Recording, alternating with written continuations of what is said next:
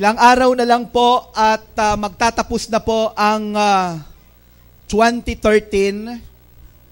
And I believe na ito pong 2013, this year became so meaningful to us, so memorable, especially to us sa atin pong ministry. But I also believe sa bawat isa po sa atin ay meron pong iba't ibang pagkilos ang Panginoon. Amen? And praise God for this another opportunity. Before the year ends, meron po tayong opportunity to gather together and to worship Him and to glorify Him. At kung nagkaroon po ng mga pagkakataon na hindi po natin naibigay yung ating best sa Panginoon, ito pong araw na ito, this day, this morning is an opportunity to give our best worship to God as a church. Amen?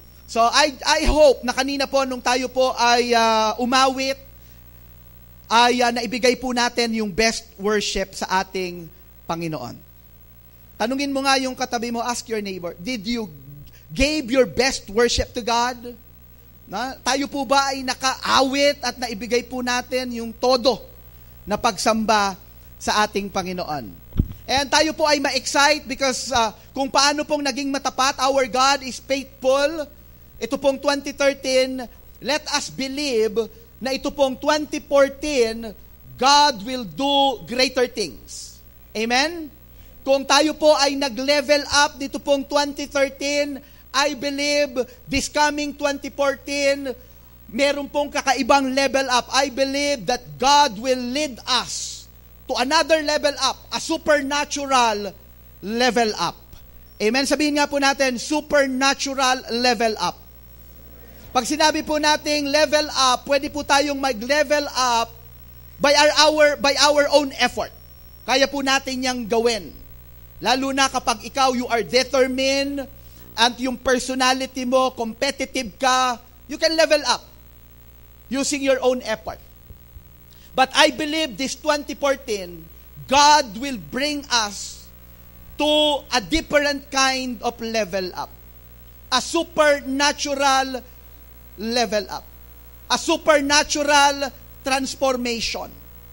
I believe kung ikaw po meron kang strong will, kasi po maraming mga tao, every time na humaharap po sa New Year, nagkakaroon ng tinatawag na New Year's resolution.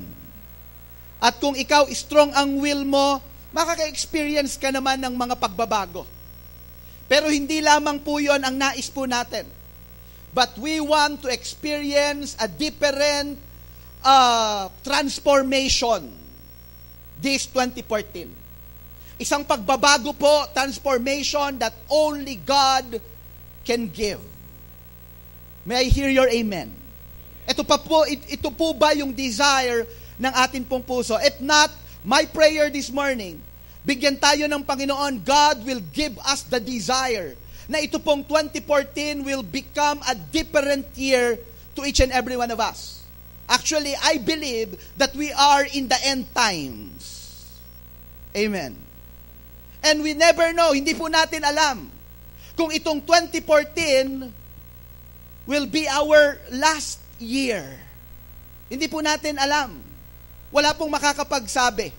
Because as Christians, tayo po ay dependent sa kalooban ng Panginoon, and we know that we are living one day at a time. 1 month at a time. 1 year at a time. Praise God for 2013. Patapos na po. Hindi nga natin sigurado kung matatapos talaga ang 2013 or darating na si Lord. Amen.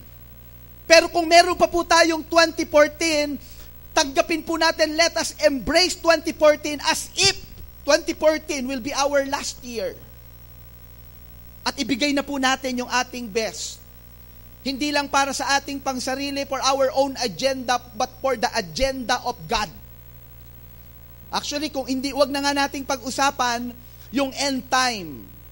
Pero yung mga personal nating buhay, hindi natin hawak. Life is uncertain. Amen. Wala po tayong kasiguraduhan. Naibigay mo na ba yung best mo for God this 2013? Naibigay mo na ba yung best mo? Pero ito pong darating na 2014, handa po ba tayong ibigay yung best natin para sa Panginoon? Because this is what I believe. I believe God wants you to succeed. Ang nais po ng Panginoon, maging successful ka. At ito po ang ating pag-uusapan sa umaga pong ito, because I believe the enemy, the thief, comes to steal, to kill, to destroy, at meron pong mga kaagaw ang plano ng Panginoon sa atin pong buhay. And we need to identify this. Because God wants you to succeed, but the enemy wants you to fail. Ang nais ng kaaway, hindi po matupad ang magandang plano ng Panginoon sa ating pong buhay. That is why 24/7, 365 days in a year, ang ginagawa po ng kaaway, to steal, to kill, to destroy. And I believe meron po tayong mga ganong karanasan sa atin pong buhay. We have experienced the hand of the enemy, not just the hand of God, but the hand of the enemy working in our lives, in our families, in our ministry. Pero sa umaga pong ito, let us expose this. Alamin po natin, ano bang ginagawa ng kaaway upang tayo po ay makalapit sa Panginoon at ang ating panghawakan, magtiwala po tayo at magpasakop tayo. Let us submit under the authority of God and the Word of God. The title of our topic this morning, The Enemies of Success. God wants you to succeed. Nais ng Panginoon, maging successful ka. Kaya lang po ang enemy, meron siyang mga ginagawa. At may mga itinatanim siya sa ating buhay. And let us read the scripture right now in the book of Philippians chapter 3, written by Apostle Paul. And I believe you will agree with me pag sinabi ko po na isa sa pinakamatagumpay, one of the most successful men of God, or may I say, apostle, is the Apostle Paul. Kung paano pong ginamit siya ng Panginoon mightily, not only to the Jewish people, but most especially to the Gentiles. At tignan po natin ang kanyang sinulat in the book of Philippians chapter 3, verse 12, starting verse 12.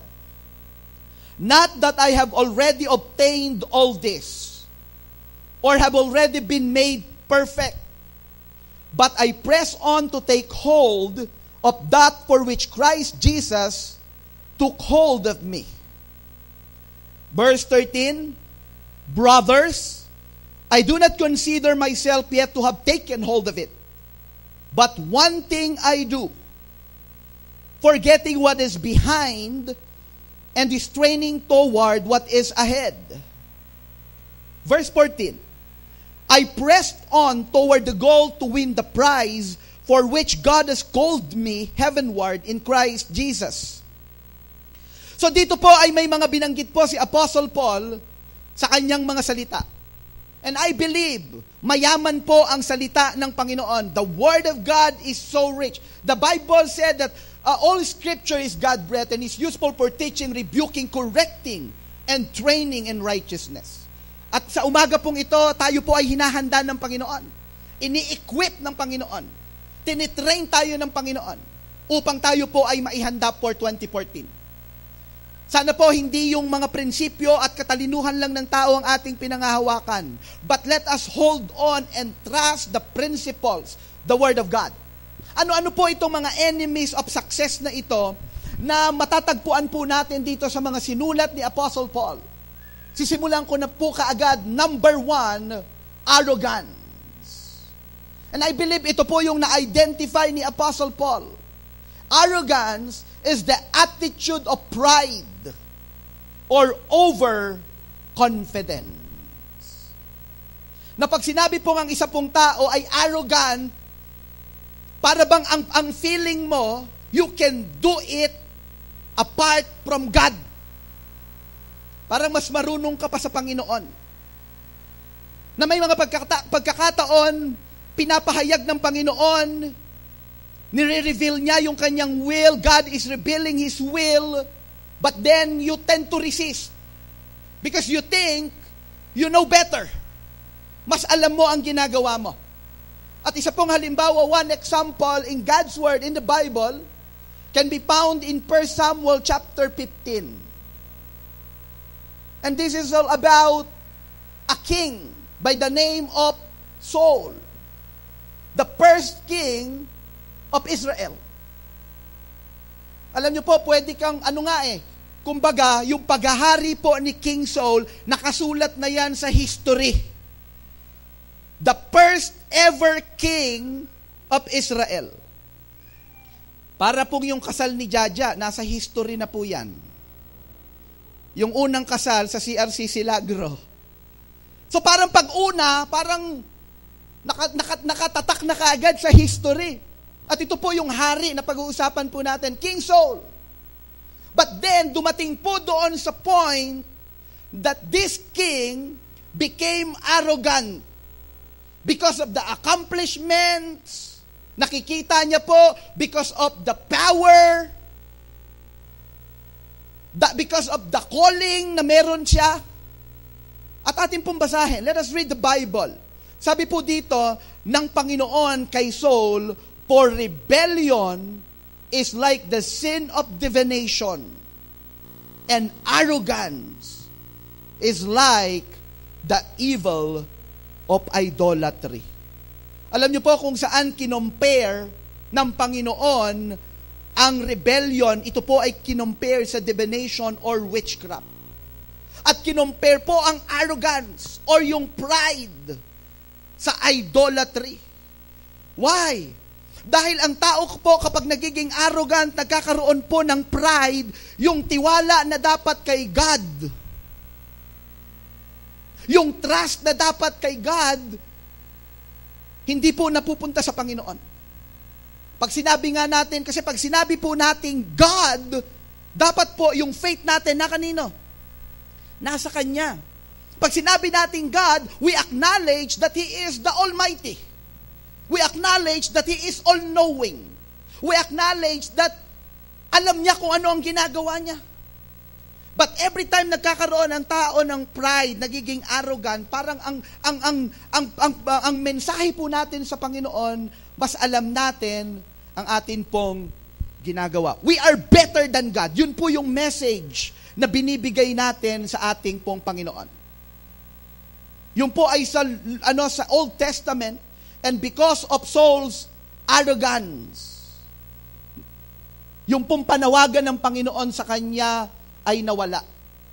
Ang Panginoon po ay naghanap. The Bible said, God seeks a person, a man, after his own heart. And that is King David. No? Na isa pong shepherd boy nung tinawag ng Panginoon. Another example in the New Testament. Another king. Parang pag nagkakaroon ng accomplishment, pag nagkakaroon ng position, may tendency na magmalaki sa Panginoon. Another king in the New Testament, in the book of Acts chapter 12. At ito po ay si King Herod. Sabi po dito sa verse 25, chapter 12, verse 21, on the appointed day, Herod, wearing his royal robes, sat on his throne. Wow! Parang nasa kanya na yung talagang yung success. Parang nasa kanya na. Yung position, parang hawak niya na. Sino po nandito ka ngayon? Pastor, parang eto na. I was promoted. No? I have big income. Parang ito na, nagiging matagumpay na ako. Pero wag po tayong magmamalaki sa Panginoon. Tingnan po natin ang nangyari po dito kay Herod. Sabi po dito, on the appointed day, Herod wearing his royal robe sat on his throne and delivered a public address to the people. At nung binabasa ko po ito, yung pong message ni Herod, ang mga tao po talagang, ewan ko kung anong klaseng speech. Maari po sigurong binigay na ni Herod yung best speech na pwede niya pong ibigay. Let us go to verse 24. They shouted, the people, this is the voice of a God, not of a man. Sa sobrang powerful, nung speech ni Herod, yung mga tao po, yung glory, yung worship, na supposed to be para lang kay God. Naku, ibinigay kanino? Ibinigay kay Herod. Let us proceed to verse 23. Immediately. Ayun. Immediately. Sabihin nga po natin, immediately. Sabi po dito, immediately. Because Herod did not give praise to God. Sa iba pong translation, sa Message translation, ang sabi po, because of his arrogance. An angel of the Lord struck him down, and he was eaten by worms and died. Actually, binabasa ko po ang ilang mga commentaries. At ang sabi po ng ilang mga commentaries, literally, may mga lumabas na worms, uod, from the body of Herod. Why? Because of arrogance. Na ang equivalent pala para sa Panginoon ay idolatry. Praise God for the accomplishment. Siya po ang nagbibigay. Amen? Praise God. Siya po ang nagbibigay ng position, ng power, ng promotion. Pero kinakailangan po na ma-recognize natin na ang mga bagay na ito ay nagmumula po sa Panginoon. God opposes the proud but gives grace to the humble. Na ang kinakailangan po pala, bawat isa po sa atin, palagian tayong lumapit sa Panginoon to humble down ourselves to God and recognize that He is God, we are not. He is the source of every good things. Amen? He is the Almighty. He is in control. That is why sa verse 12, ito po yung sinabi ni Apostle Paul. Ang sabi niya po, not that I have already obtained all this or have already been made perfect, but I press on. Sabihin nga po natin, press on. Dapat po ganun tayo.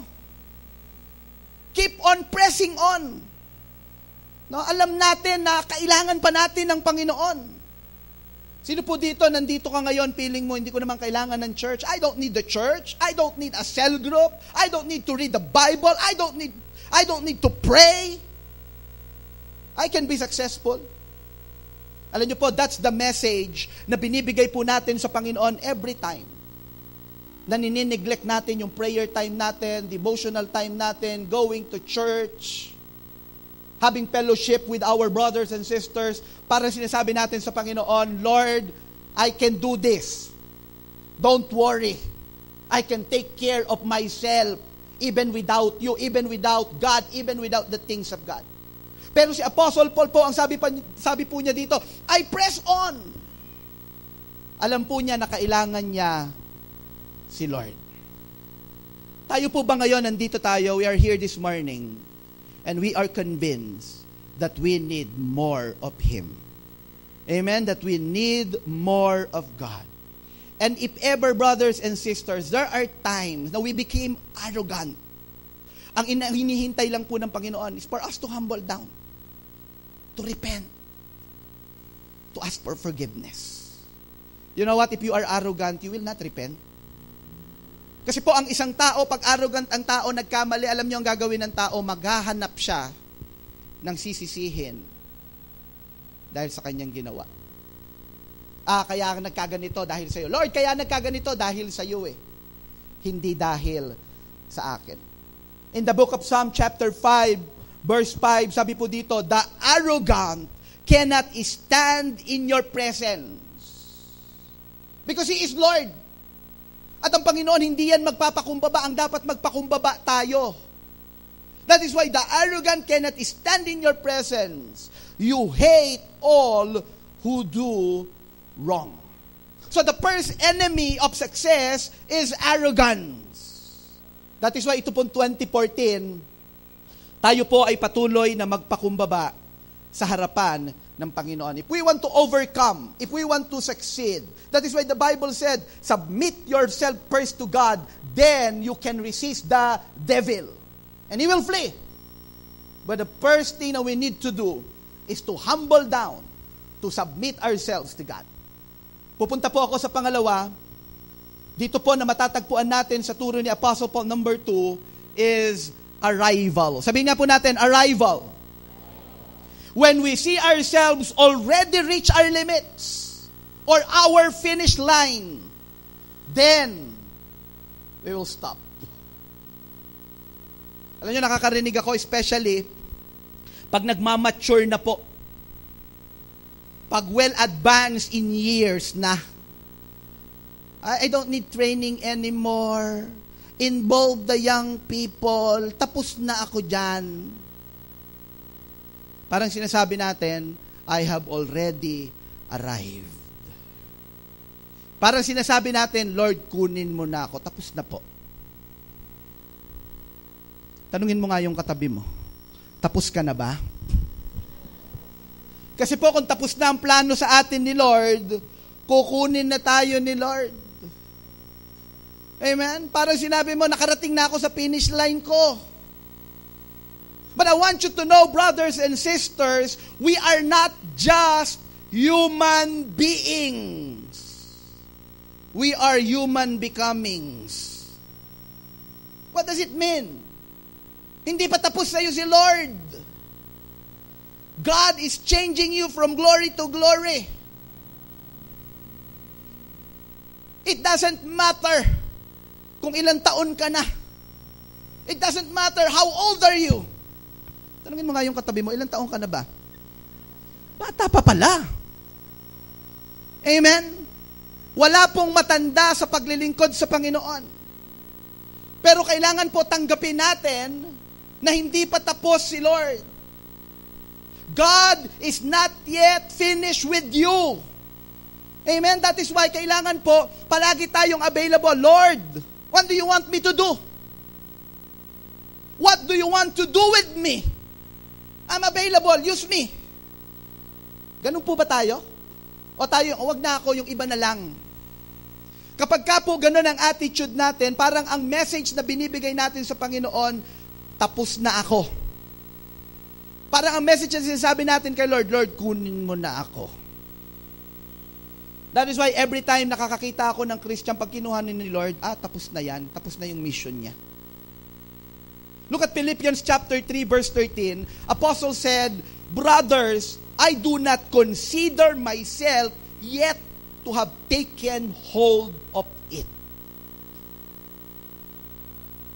Ang sinasabi po dito ni Apostle Paul, hindi pa tapos si Lord sa akin.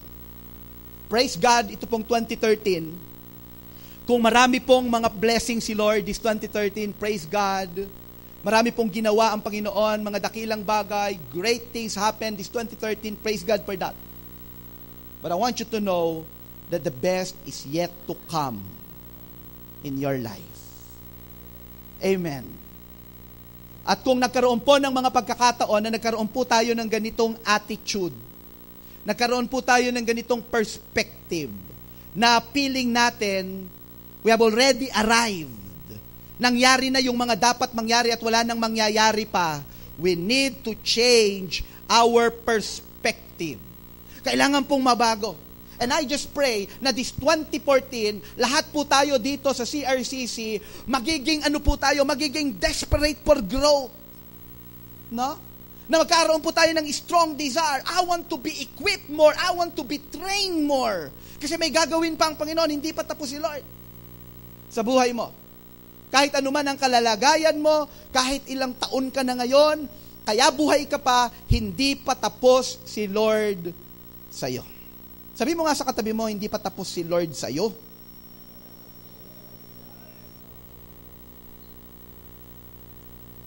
Sabi po ng Ecclesiastes chapter 10, verse 10, written by King Solomon.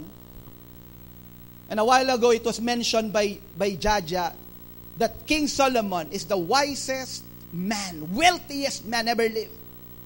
And according to him, ang sabi niya po dito, if the ox is dull, and its edge unsharpened, more strength is needed. But skill will bring what? Skill will bring what? Success.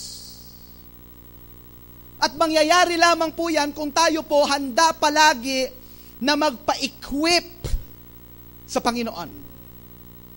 Kung tayo po handang magpa-train sa Panginoon, hindi niyo po ba napansin ang mga champions sa larangan po ng sports? Pag dumating dun sa point na feeling nila, they have already arrived, dun na po matatapos ang kanilang era. Yung wala na yung uha, wala na yung gutom. Isipin mo, yung training niya dati, iba na. Yun na po yung simula ng pagbagsak. That is why tayo po dito sa CRCC, kailangan pong tanggapin natin, nagsisimula pa lang ang Panginoon. Sa atin pong mga buhay, marami pa siyang gagawin sa buhay natin at sa ating ministry. Amen. Pwede bang palakpakan natin ang Panginoon? Praise God! Ayan, palagi po nating ibigay yung best itong araw na ito, because this is the last Sunday for the year 2013. No? So, bigay natin palagi yung best sa Panginoon. Number 3, I will proceed to number 3. Number 3 is affections. Pag sinabi pong affections, fond attachment or devotions. Take note, yung pong nakalagay dyan, affections, plural. Alam nyo, marami pong pagkakataon, we want to do a lot of things. At marami pong magagandang bagay na pwedeng gawin. Pero tingnan nyo po ang sinabi ni Apostle Paul, sa chapter 3, verse 13 pa rin po, ang sabi niya, but one thing I do. Sabi nga po natin, one thing I do. Paul had a single-minded affection or desire in his heart to know Christ and to make Christ known. Single-mindedness. One thing. Naalala ko po, nung nagsisimula po ako sa ministry, sa University Belt, at dumating po sa point na nakita po namin, there are a lot of needs. And the church decided to involve itself doon po sa mga needs na yon. Nag-start pong magkaroon ng prison ministry. Nagkaroon po ng prostitute ministry. Totoo po yon. Nagkaroon po ng street kids ministry. Ang dami pong in-involve talaga na nagkaroon po ng prison ministry.